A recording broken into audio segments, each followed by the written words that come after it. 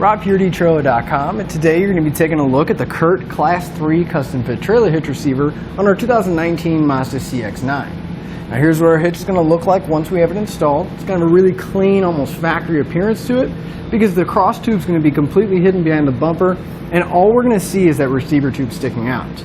Now it is a Class 3, which means it's going to give us that 2-inch by 2-inch receiver tube opening and have the widest variety when it comes to accessories that we can mount up.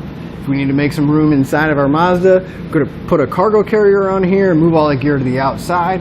Or if we want to hit the trails with some friends on some bikes, we're going to put a bike rack in here.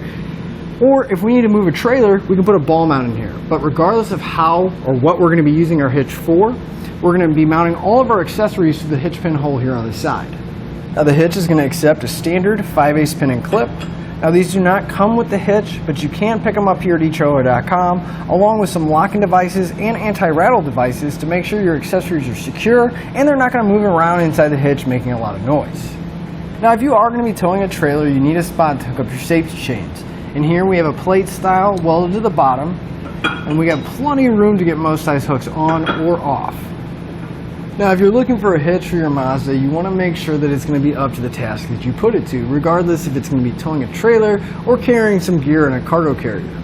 So as far as the weight rating goes, our hitch is going to have a 600-pound tongue weight. That's going to be the maximum downward pressure at the end of the receiver tube. To put that in perspective, we're really going to be able to maximize the carrying capacity of those large cargo carriers or carry a lot of bikes with us, even bike racks, 4, 5, even maybe 6 bikes. Now the gross trailer weight rating on our hitch is going to be 4,000 pounds. That's how much it can pull, but that does include the trailer and everything we have loaded on it.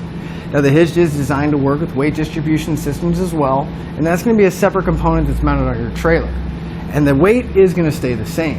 But one thing you want to keep in mind is you do want to double check your CX9's owner's manual because you don't want to exceed the manufacturer's recommended weight. I'd like to give you a few measurements, and these are going to help you whenever you're looking for accessories. From the center of the hitch pinhole to the outermost edge of our bumper is right about 5 inches. That measurement is going to help you out when you're looking at folding accessories. Make sure they can get in the upright position and not make contact with the rear bumper. And from the ground to the inside top edge of the receiver tube opening is right about 14.5 inches. That measurement is going to help you whenever you're looking for a ball mount so you can find the appropriate rise or drop to match up to your trailer. But now that we've seen what our hitch looks like and gone over some of the features, let's get it installed together. To begin our installation, we want to come to the back of our CX9, and at the very bottom of the bumper here, we'll have this extra panel that's attached using a few push pins. And we want to remove the push pin that's on the very edge here that's on the bumper. We don't need to mess with the ones that are on the panel itself. Now you'll notice there's a little notch on each side of it. I'm going to grab a flat blade screwdriver, put it inside the notch, pop the center section of the push pin out, and then we should pull the rest of it out. And we're going to have one on the other side, so if we follow it over, we'll pull that one out as well. Now if we move underneath the panel, right towards the back of the bumper, we'll find a support rod that panel is attached to, and it's bolted to this piece right here. So you want to grab a 10mm socket and pull that nut out. We're going to have one bolt on each side. So once we get this one out, we're going to remove the one on the other side as well. Now once we have the bolts loose, you may notice that the panel still feels like it's tight in there. What we need to do is we need to reach up top, and there's a little plastic tab that we need to push with our finger, and we'll pull down at the same time. This little tab right here.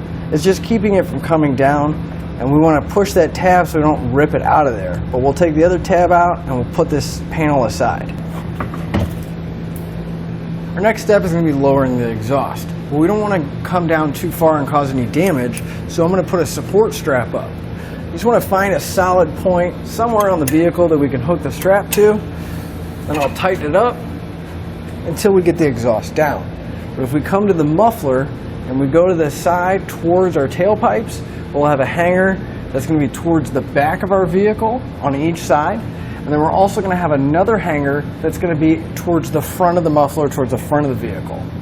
I'm going to take some spray lubricant, I'm going to spray it on the hanger, and that's just going to make it easier for the rubber isolator to slide off. Then we can take a pry bar, and we're going to use the hanger to pry against. And the main goal here is to get that isolator to slide off, but you may have to get a little creative on what you're prying against.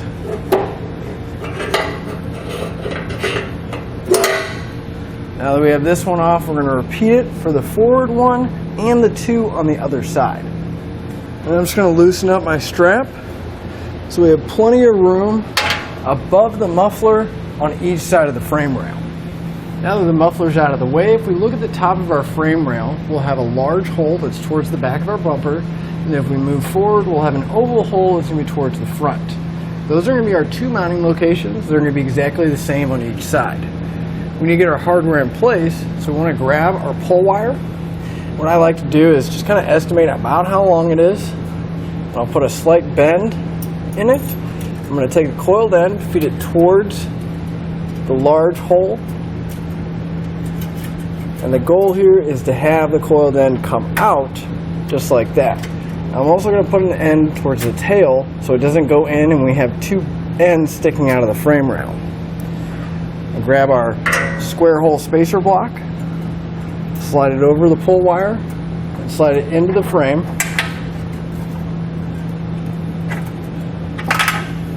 And we'll grab our carriage bolt and we're going to thread it onto the end of the wire.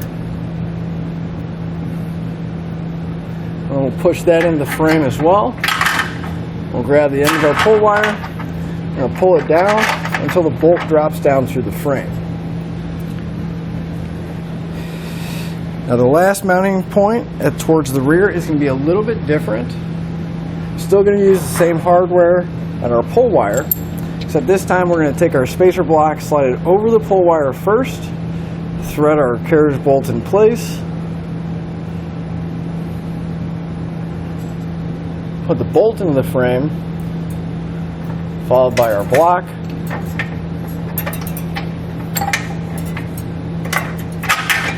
Then we'll pull down to where the bolt comes down through the frame as well. Now I like to leave my pull wires attached, that way we don't have to worry about pushing the bolt back into the frame, but we're going to repeat this whole process on the other side of the car. Now with an extra set of hands, we're going to lift our hitch up over the exhaust, and we're going to drop our pull wires from the top going down. Then we'll lift the hitch up to where it lines up with our bolts, making sure they drop through. And once they do, we can remove one of the pull wires. And we'll take a flange nut, and we're going to loosely secure at least one on each side so the hitch will support itself. And then we can work on getting the rest of the hardware in place. I'm going to come back with a 3/4 inch socket and tighten up all the flange nuts.